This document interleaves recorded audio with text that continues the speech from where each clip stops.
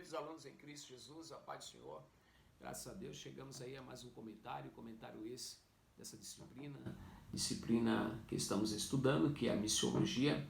A gente sabe que a missiologia, como nós falamos em aulas passadas, é a prática daquilo que nós estamos estudando, que é a teoria, não é isso? A teologia. Então a missiologia traz aí uma visão dentro de práticas da igreja que estudamos também na última disciplina, que foi a eclesiologia. Nós vamos entender hoje nesse capítulo 3 que Deus, ele é o primeiro missionário, mas não só o primeiro missionário, ele é o Deus da missão nesse capítulo de número 3. Nós vamos ver aí que Deus, o Pai, foi o primeiro missionário, é a introdução. Nós vamos ver que Jesus Cristo, Filho, cumpriu de forma perfeita, o papel do missionário enviado. E nós, na sequência, vamos ver que o Espírito Santo é quem atualiza e executa a obra missionária nos dias de hoje. É por isso que quando o crente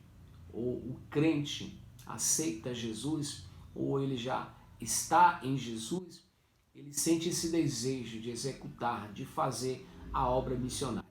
Por isso que você e eu estamos estudando, buscando nos aperfeiçoar para a obra das missões, a obra missionária.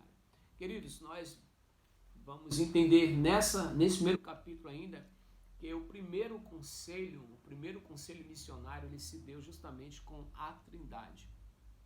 A gente vai ver que a comissão, também formada por Cristo, ela tem como base esse primeiro conselho missionário.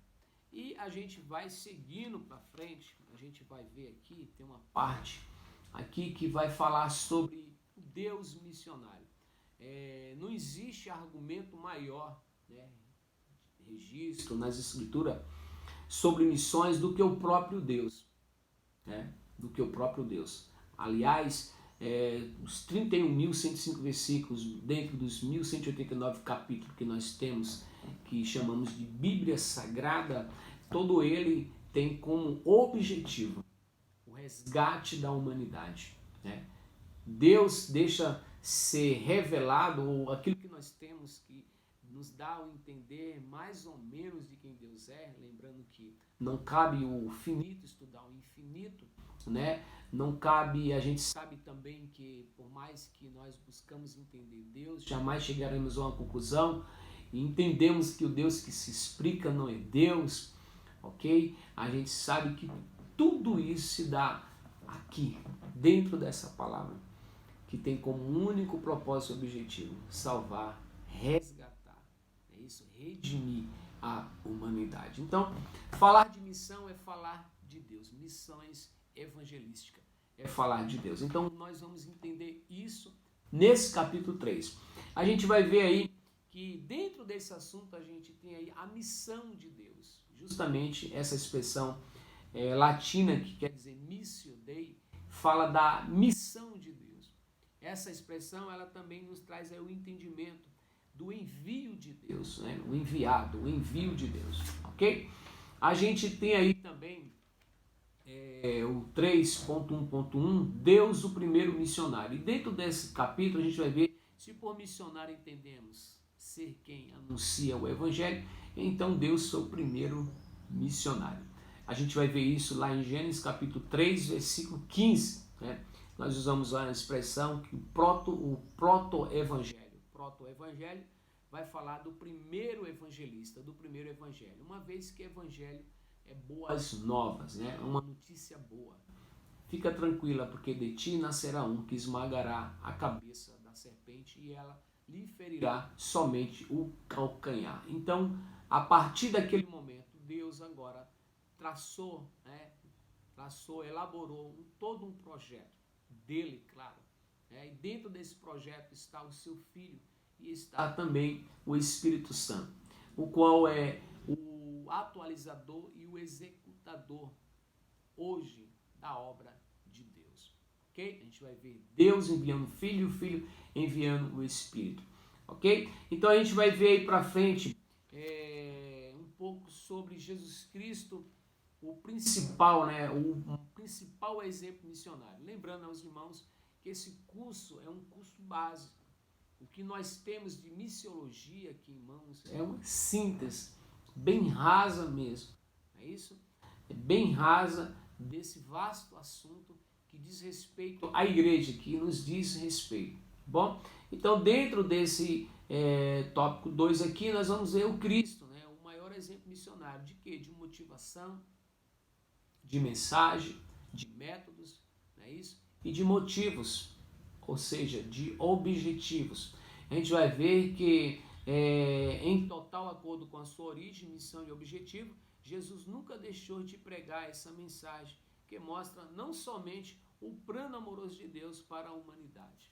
Então, dentro do seu objetivo, ele nunca deixou de mostrar essa missão, né?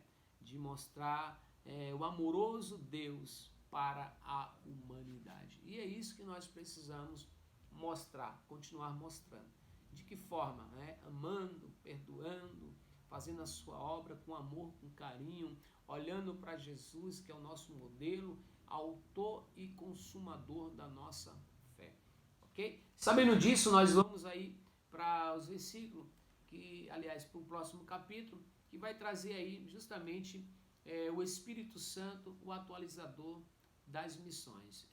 Indiscutivelmente, esse assunto deve ser introduzido com ênfase na triste realidade do homem caído, não tendo em si mesmo as condições para resolver os seus problemas diante de Deus. Então, pois está morto espiritualmente. Então, devido a isso, o Espírito Santo, Deus, né, se comoveu, houve toda uma ação da Trindade para resgatar a humanidade. Diante disso, o homem só poderá ter consciência do seu estado decadente diante de Deus por meio da ação convencedora do Espírito Santo. A Bíblia diz, lá no verso 8 do capítulo 16 de São João, que ele veio nos convencer do pecado, da justiça e do juízo. Não tem convencimento do pecado, da justiça e do juízo, a não ser pelo Espírito Santo. Sem o Espírito Santo é impossível, né, essa conexão com Deus. Ele é o nosso mediador. Ele é um mediador entre Deus e o homem, Jesus Cristo. Jesus Cristo, ok? O Espírito Santo atuou tanto em Cristo e atua também na igreja. Aliás, o Espírito Santo sempre esteve presente na obra redentora da humanidade. Lá no início a Bíblia vai dizer que no princípio era o verbo estava com Deus e o verbo era Deus. É isso? Todas as coisas foram feitas por ele. A Bíblia vai dizer que no princípio Deus criou os céus e a terra sem forma e vazia, e o Espírito Santo pairava sobre as águas. Pairava sobre as águas. Há uma profundidade muito grande no tocante ao Espírito Santo pairar sobre as águas. A gente vai ver a ação do verbo, o verbo em ação, né? Todo verbo, toda palavra é verbo, mas em particular em ação. A gente vai ver, e disse Deus, haja luz, haja terra, e disse Deus. Então a gente vai ver uma combinação perfeita, as três pessoas trabalhando junto, ok? A unidade composta, ok? Então a gente vai ver aí o Espírito Santo, né, sendo o Espírito Santo o responsável e o único capaz de convencer o homem quando ouve o Evangelho. Quem o compartilha deve estar em sua total dependência. Caso contrário, nenhum resultado eficaz e duradouro ocorrerá. O que aqui quer dizer é que nenhuma obra de Deus é feita sem o Espírito Santo. Sem o Espírito Santo pode até parecer de Deus, mas não tem nada de Deus. E se não tem nada de Deus, o objetivo é outros, né? A gente tem visto isso muito, né? Nós temos visto aí um evangelho parecido com o evangelho de Cristo. Na realidade, é um evangelho fácil, né? Um evangelho que às vezes até custa caro. E o evangelho de Cristo, ele não é fácil, entendeu? Mas também não custa caro. Aliás, custou, o preço foi muito alto. O preço é o preço de vida, né? Esse preço ele foi muito, muito caro mesmo. Mas eu não preciso financeiramente estar pagando para ser salvo, para ter a graça, para ter a cura, para ter a misericórdia de Deus na minha vida. E o que a gente está vendo é multidões sendo levadas num evangelho aí barato, né? Um evangelho de prosperidade. Isso, e a gente vai ver pessoas até depositando tudo que tem, todo o trabalho de sua vida nos altares de igreja, de templos, né, que dizem ser estruturas da igreja de Cristo, quando não tem nada de Cristo. Ok? Então, o que está falando aqui na página 39 é isso. A obra missionária deve ser realizada sob o domínio do Espírito Santo por diversas razões, dentre as quais destaco que considero suficiente para o nosso objetivo nesta parte, sendo o Espírito Santo o responsável, o único capaz de convencer o homem quando ouve o Evangelho. Quem compartilha quem compartilha deve estar em sua total dependência. Então, somente na dependência do Espírito Santo nós vamos ser eficazes, produtivos no reino de Deus. Sabendo de tudo isso, nós vamos entender no final que Deus, o Pai, é o idealizador, é isso? Jesus Cristo é aquele que executa e o Espírito Santo é aquele que atualiza. Deus abençoe a todos. Fica aí com esse comentário. Lembrando a todos que a gente tem procurado ser sucinto, breve, né?